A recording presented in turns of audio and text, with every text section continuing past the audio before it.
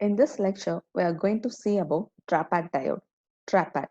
TRAPAD stands for Trapped Plasma Avalanche Triggered Transit Mode. TRAPAD is a high efficient microwave generator. Its efficiency ranges from 20% to 60%. It operates in the frequency ranges from few hundred megahertz to several gigahertz. Its output power is several hundred watts. The structure of the TRAPAD diode is either N plus P plus or P plus N plus. So this is the P plus N plus structure. It has thin P plus region whose length is about 2.5 micrometer to 7.5 micrometer. The length of the N-type active region is 2.5 micrometer to 12.5 micrometer, where the diameter of this structure ranges from 50 micrometer to 750 micrometer. The TRAPAD is excited using a current pulse. It operates in a reverse bias condition.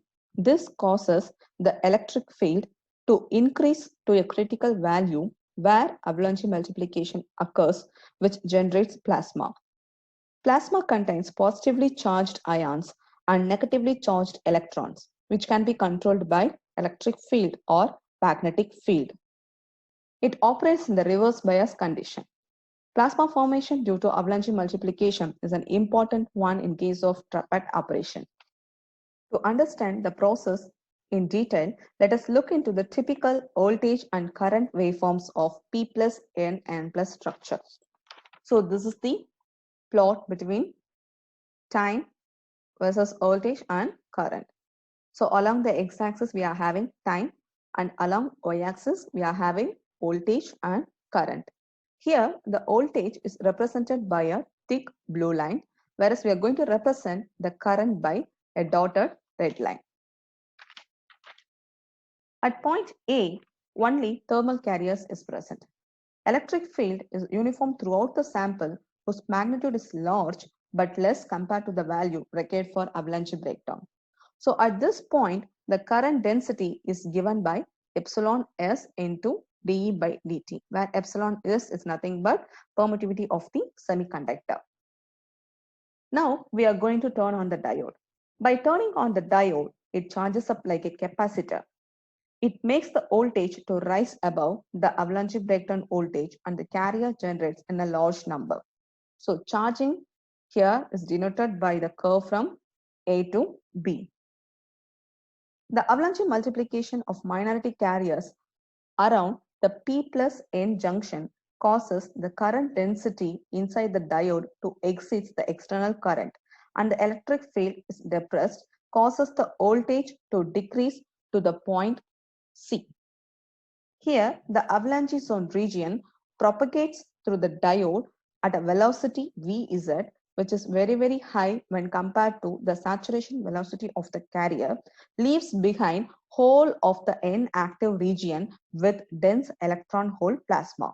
Hence, the curve from B to C indicates the plasma formation.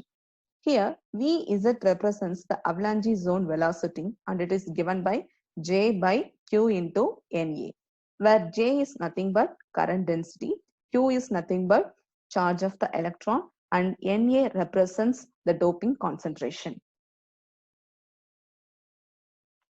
As the diode is filled with very high carrier density, some electrons and holes are drift out of the ends of the depletion region, causes the voltage to drop to the point B, and makes the velocity to be Vs. Because of its slow movement, some plasma gets trapped. So next step is we have to extract the trapped plasma.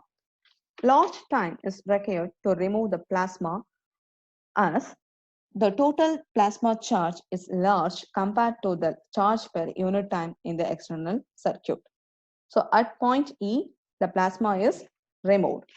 But here the residual charge of electrons present in one end of the depletion layer and the residual charge of holes present in another end of the depletion layer.